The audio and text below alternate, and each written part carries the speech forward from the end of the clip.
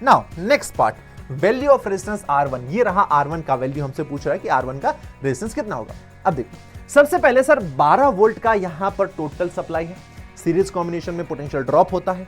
12 में से अगर मैं बात करूं तो ये जो आपका है A और B, ये कितना यहां पर पोटेंशियल ड्रॉप हो रहा है, 6 वोल्ट का।